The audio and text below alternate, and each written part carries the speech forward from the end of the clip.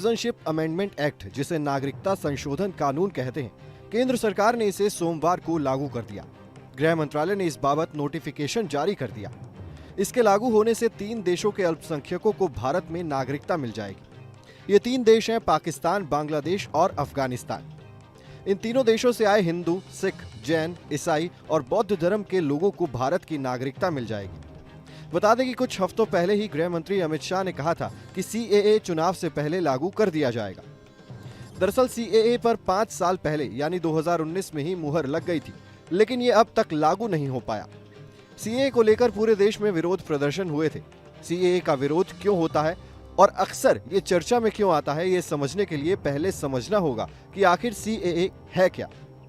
CAA यानी citizenship amendment act देश की नागरिकता से संबंधित नियम है। इस एक्ट के लागू होने पर 3 पड़ोसी देशों पाकिस्तान, बांग्लादेश और अफगानिस्तान से आए उन लोगों को भारत की नागरिकता मिल जाएगी जो दिसंबर 2014 से पहले किसी न किसी प्रताड़ना का शिकार होकर भारत आए हैं और अब तक यहीं रह रहे हैं। इसमें पाकिस्तान, बांग्लादेश और अफगानिस्तान के माइनॉरिटी जैसे कि हिंदू, सिख, बौद्ध, जैन, पारसी और ईसाई शामिल हैं। नागरिकता संशोधन बिल पहली बार 2016 में लोकसभा में पेश किया गया था। यहां से तो ये पास हो गया था, लेकिन राज्यसभा में अटक गया। 2019 में चुनाव के बाद फिर से मोदी सरकार बनी। दिसंबर 2019 में इसे लोकसभा में दोबारा पेश किया गया। इस बार ये बिल लोकसभा और राज्यसभा दोनों जगह से पास हो गया।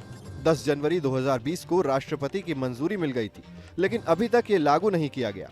इसके पीछे संवैधानिक प्रक्रिया को वजह बताया जाता है। अब बड़ा सवाल यह है कि आखिर इसका विरोध क्यों होता रहा है।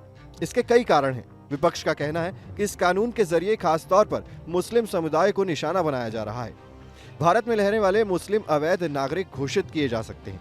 वहीं बिना वैध दस्तावेजों के भी बाकियों को जगह मिल सकती है। साथ ही विपक्ष का तर्क है कि ये कानून संविधान के अनुच्छेद 14 का उल्लंघन करता है, जो समानता के अधिकार की बात करता है। इसके अलावा पूर्वोत्तर राज्यों में भी इस कानून का विरोध हो रहा था। इन राज्यों में विरोध की अलग वजहें थी।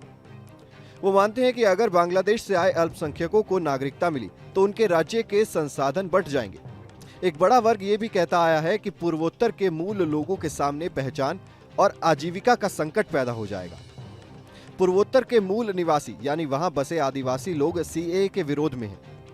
इन राज्यों में अरुणाचल प्रदेश, असम, मणिपुर, मेघालय, मिजोरम, नागालैंड और त्रिपुरा शामिल हैं।